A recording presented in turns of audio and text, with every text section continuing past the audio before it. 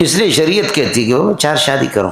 اگر ایک سے بچہ پیدا ہو گیا اس کے پاس نہ جاؤ. اب اس کو یہ کہ دودھ بچے کا کیوں خراب کرتے, اپنے بچوں کو بزدل بغیرت کیوں بناتے. دوسری بیوی ہے, پھر تیسری ہے, چوتھی بھی.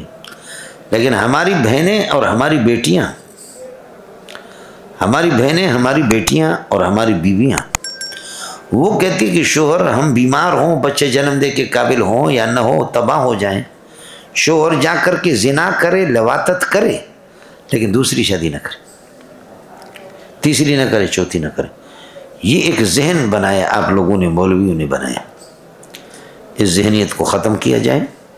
اب جب کہ ہماری بہنیں اللہ آپ کا بھلا کریں, وہ 1 کروڑ سے زائد وہ خواتین ہیں کہ جو کہ 35 سال اور 30 سالوں کی عمریں گزر چکی ہے, کوئی رشتہ ان کا نہیں ہوا.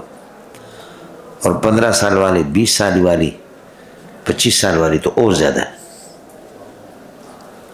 سمجھتا ہے اے جی کتنی پریشانی ہوگی, بہت پریشانی ہوتی. میں نے اپنے بیٹوں سے کہا کہ بابا تمہارا پڑھنا کوئی ضروری نہیں ہے, عالم بننا تھوڑی ضروری ہے, ضروری نہیں ہے. حلال و حرام کو آدمی پہچان لے, اپنے خالق کو پہچان لے, تبلیغ میں جاؤ, نمازی بن جاؤ, بس بڑی بات ہے. عالم بن جاؤ تو بہت اچھی بات ہے, حافظ بن جاؤ, لیکن گناہ سے بچنا تو ضروری ہے, لازم. شادی کرو یار, سمجھو, بالغ ہو گیا فوراً شادی کرو. پھر ہماری شادیوں پہ کوئی خرچہ مرچہ بھی نہیں ہے, سمجھے, کچھ بھی نہیں ہے. کوئی تبلیغی, کوئی دیندار غریب وہ اپنی بیٹی مفت میں دے دے, سمجھے. مولوی صاحب کو بھیجا کہ جاؤ, بھائی نے بھیجا کہ میری بیوی کا انتقال ہو گیا, کہ تم جاؤ میرے لیے فلاں قبیلے سے رشتہ لے لو. مولوی صاحب گیا ان لوگوں کے پاس, کہا کہ میرے بھائی جان کی بیوی کا انتقال ہو گیا, وہ شریف آدمی ہے, اس کے لیے رشتہ دے دو.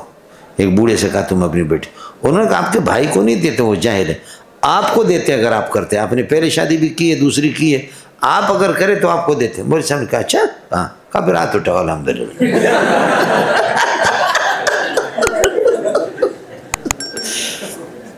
رواہ مسلم, کسی مسلمان نے